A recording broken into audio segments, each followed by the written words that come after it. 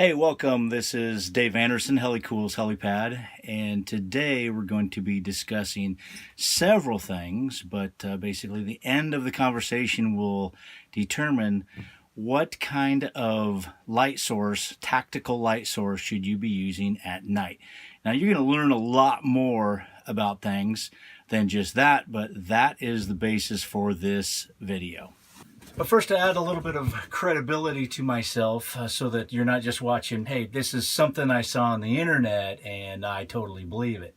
You probably saw that I've posted that I'm retired military. Didn't really give a whole lot of description of that, but I was in the military for 22 years. I was a standardization instructor pilot.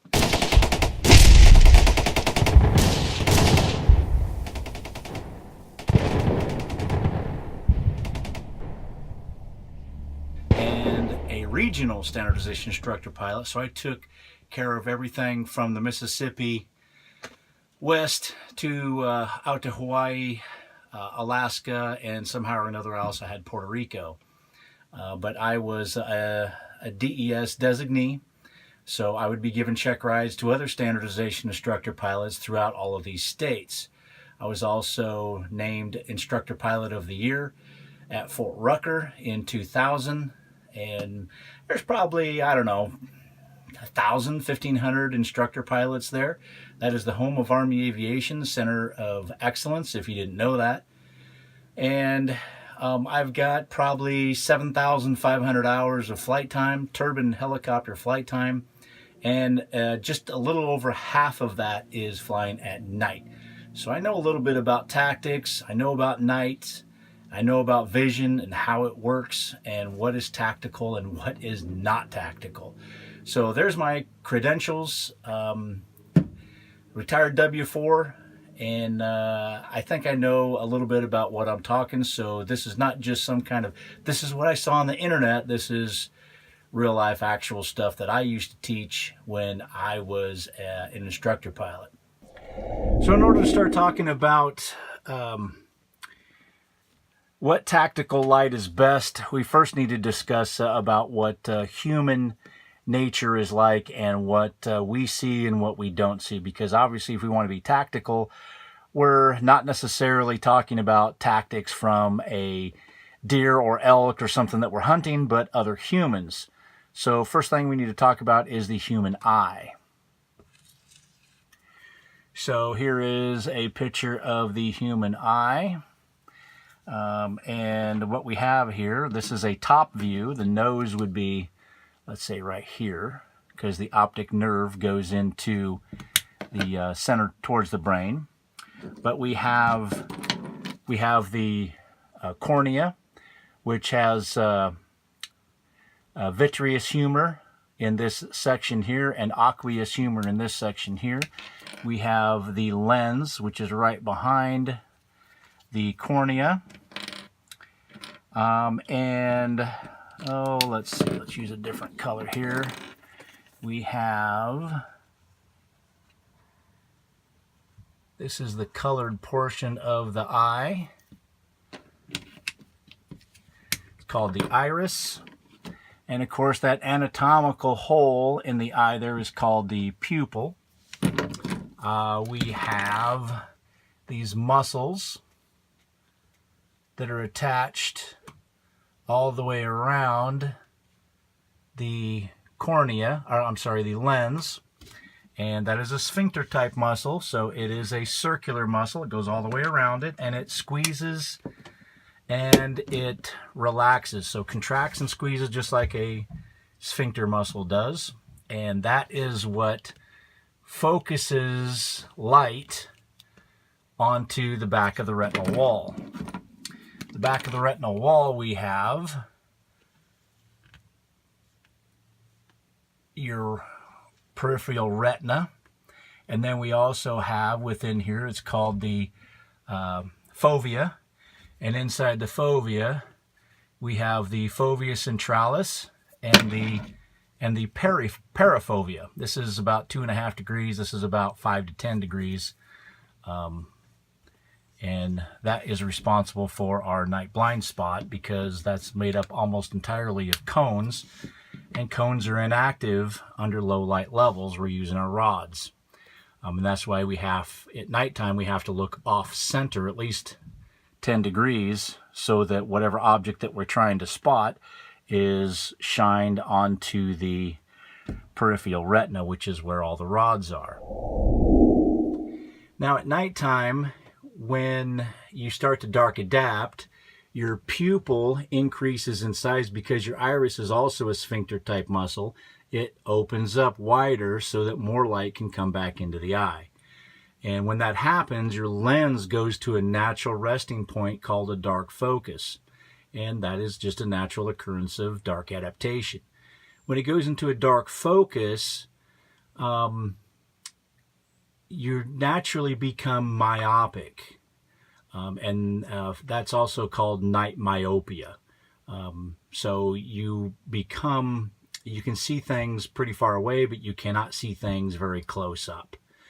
And that's why we have a very hard time seeing things close up, especially when it's dimly lit, and especially if you're a little bit older. All right, now we're going to talk a little bit about the Purkinje Shift, and that is nothing more than when light passes through a prism. When light passes through, it splits up the light into its wavelengths, and you can the way it splits it up is what I remember is Roy G Biv, and that is red, orange, yellow, green, blue, indigo, and violet. Red being the longest wavelength, violet being the shortest wavelength. Okay, so you can think of this lens here as a prism, and the light coming through it gets split up and shined onto the retinal wall. The Purkinje Shift says that when this lens goes into its natural resting point, that dark focus, it shifts from about right in here during the daytime to right in here at nighttime. So you can look at it this way. This is red, orange, yellow, green, blue, indigo, and violet being the longer wavelength. So this during the daytime, but Purkinje Shift says that this whole wavelength, when this lens is in dark focus, gets shifted to the rear. So instead of seeing like in the yellow-orange spectrum and red spectrum, we actually get blue-green focused directly on the retinal wall, and red is focused behind the retinal wall. And that is what makes red light night vision friendly. If you go into a brightly lit room that's all lit up with red lights, you're going to preserve 90% of your dark adaptation. Likewise, if you just start dark adapting in red light, it will get you to at least the 5-minute level of dark adaptation. And that's what makes red light night vision friendly. So blue light, now being focused on the retinal wall, is actually easier to see at nighttime for humans than it is red. So red light does not travel as far as blue light. And blue light appears brighter even though it may have the same exact illuminance in the light bulb that you're using. And you can easily see this if you go to an airfield and look at an aircraft, turn the position lights on, look at the red light. It's got the same exact bulb in the red side as it does in the blue. And then you go around to the blue side. The blue-green side appears twice as bright as the red side. Well, why is that? Well, it's because you're dark adapted. You have the Purkinje Shift, and red and blue light is being focused on the retinal wall, and red light is being shifted to the rear of the retinal wall. Consequently, red light is what is used in almost every single TOC, that's your Tactical Operations Center, for two reasons. One being that it preserves the night vision of those that come in and out of the tent that the TOC is set up in, and two, that if somebody opens the door, opens the flap to the tent that the TOC is in, that the red light cannot carry very far for the enemy to see. Well, some people are going to say, well, hey, Dave, aircraft in the military, their lights inside the cockpit are blue-green lights. What's up with that? You'd think that at nighttime you need those blue-green, and that's why it's used there. And I say to you, nay. They're blue-green because the night vision goggles have a minus blue filter on the inside of the objective lens, which removes all the blue-green light and allows the cockpit to therefore be night vision compatible. Now, the dark adaptation comes when you use the rheostat and you turn those blue-green lights down. Even though they're extremely dimly lit, because it's blue-green and it gets focused onto the retinal wall, you can see it better. So as you dark adapt throughout the night, you'll be turning those lights down further and further until you can just barely see them. And that, my friends, is how you preserve your dark adaptation with the blue-green light inside the cockpit. So to answer your question about what is more tactical, a red light or a blue light, simply is this. The red light does not travel as far as blue-green light. So if you're trying to be tactical and sneaky, you don't want to use blue-green light because people will see you coming a mile away. Use red light. Not only will it keep your dark adaptation so that if you're traveling through the woods, you can also see other things that you might just run into.